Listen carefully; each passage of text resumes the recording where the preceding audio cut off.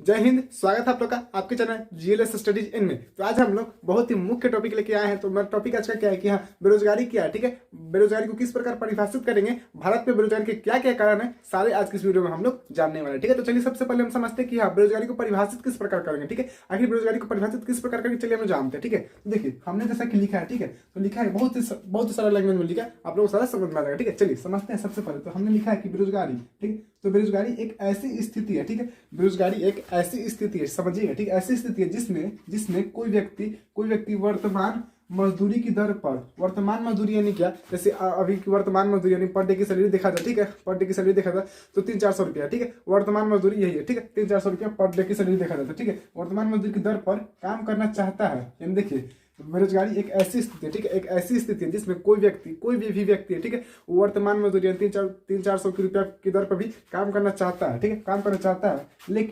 लेकिन उससे काम नहीं मिलता, इसे ही बेरोजगारी कहते हैं। समझिए, बहुत ही सिंपल परिभाषा, ठीक है, हमने परिभाषा किया है यह है कि बेरोजगारी एक ऐसी स्थिति है, ठीक है, ऐसी स्थिति है जिसमें कोई भी व्यक्ति वर्तमान मजदूरी की दर पर काम करना चाहता है, बट किसी कारणवश उसे काम नहीं मिलता है, इसे क्या कहते हैं, बेरोजगारी कहते हैं। ठीक है, इसे बेरोजगारी कहते हैं। अलग अलग देशों में बेरोजगारी को अलग अलग तरीकों से परिभाषित किया गया। ठीक है, तो अभी हम सिर्फ भारत में बताएं और अगले वीडियो में हम सारे देश के बारे में बताएंगे। ठीक है, तो समझ में आए बेरोजगारी क्या है। तो बेरोजगारी एक ऐसी स्थिति है, ठीक है, जिसमें कोई व्यक्ति वर्तमान मजदूरी की दर पर काम करना चाहता है, लेकिन उसे काम नहीं मिलता, इसी को हम लोग बेरोजगारी कहते हैं। क्लियर है, चलिए समझ में आया।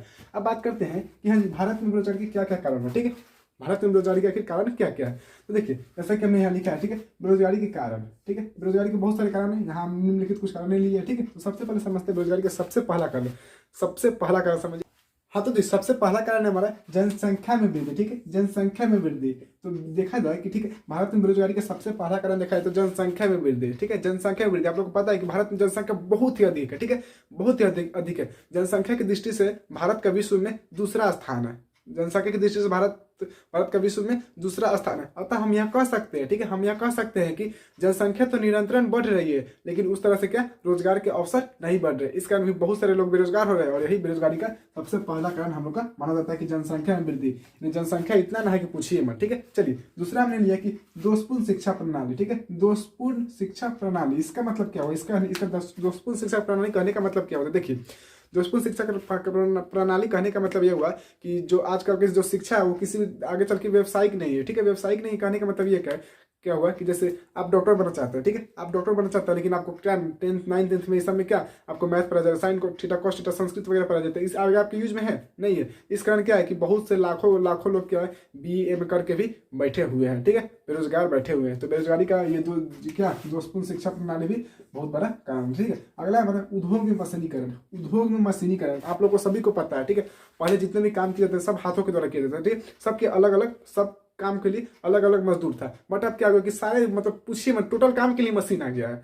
तो मशीन क्या है, 10 लोगों का काम मशीन अकेले ही से कर दे रहा है। ठीक है, 10 लोगों का काम मशीन अकेले ही कर दे रहा है। 10 लोगों का काम मशीन अकेले कर दे तो 10 लोग बेरोजगार होंगे ना जी। तो ये भी उद्योग में मशीनीकरण के कारण भी बहुत सारे लोग बेरोजगार हुए हैं। ठीक है, तो ये हम लोग कह सकते हैं कि उद्योग में मशीनीकरण भी भारत में बेरोजगारी के प्रमुख कारण है। अगला हमारा कि विकास की धीमी गति, ये समझिए कि बहुत इंपॉर्टेंट है। विकास की धीमी गति कहने का मतलब ये हुआ कि जो हमारा हिंदुस्तान देश, ठीक है, जो हमारा भारत देश है, वो ना जो मतलब विकास जो कर रहा है ना, बहुत धीरे धीरे कर रहा है। ऐसा नहीं कि नहीं कर रहा, लेकिन बहुत धीरे धीरे कर रहा है। यहाँ जो हम लोग पंचवर्षीय योजना की लक्ष्य रखते हैं उसको भी हम लोग पूरा नहीं कर पाते हैं। ठीक है, तो ये भी हमारा विकास की धीमी गति भी भारत में बेरोजगारी के बहुत प्रमुख कारण है। ठीक है, अगला हमारा कि पूंजी का भाव कहने का मतलब क्या होगा प्रिय साथियों, पूंजी का भाव कहने का मतलब ये होगा, ठीक है, कि लोगों की आय कम होने से, देखिए पूंजी कम करने का मतलब ये हुआ कि लोगों की आय कम होने से वो बचत नहीं हो पाते। ठीक है, अब बताइए आपकी आय कम है, ठीक है, आपको पर डे सैलरी मान के चलिए पर डे सैलरी आपको 500 रुपया आता है, और आपके घर में ज़्यादा फैमिली है, तो क्या आपकी आय कम है तो आपकी बचत हो पाएगी, नहीं ना हो पाएगी।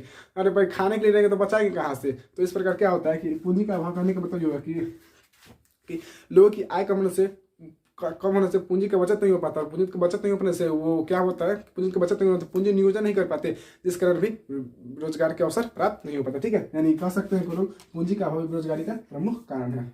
अगला हमारा ठीक है, अगला हमारा कि रोजगार मार्गदर्शन का अभाव। रोजगार मार्गदर्शन अभाव का कहने का मतलब ये है कि देश में रोजगार के इच्छुक व्यक्तियों को सूचना ना मिलना। यानी देखिए जो हमारे देश में बहुत सारे ऐसे रोजगार है, ठीक है, जिसके बारे में अभी तक व्यक्ति को पता ही नहीं चला कि ये भी रोजगार है। इस कारण भी बहुत से लोग बेरोजगार बैठे हैं। ठीक है, तो बेरोजगारी का ये भी रोजगार मार्गदर्शन का अभाव भी प्रमुख कारण माना जाता है। अगला और आखिरी हमारा कि निर्धनता। निर्धनता कहने का मतलब क्या होगा कि देखिए, जो निर्धन व्यक्ति है, ठीक है, यानी जो गरीब व्यक्ति है, वो अच्छे शिक्षा से वंचित नहीं हो पाते। अच्छे शिक्षा से वंचित नहीं हो पाते, इसका कहने का मतलब क्या होगा बताइए। अगर आप गरीब है तो अच्छे शिक्षा से वंचित हो पाइएगा? आप बड़े बड़े कोचिंग वगैरह में पैसे लगते हैं कि नहीं? तो इस कारण क्या होता है, जो निर्धन व्यक्ति रहते हैं वो अच्छी शिक्षा से वंचित नहीं हो पाते, और जब अच्छी शिक्षा से वंचित नहीं हो पाते तो उनको अच्छी नौकरी नहीं मिलती। आजकल के आपके पास जितना नॉलेज रहेगा उतना पैसा आपको मिलेगा, वैसी नौकरी मिलेगा, ठीक है।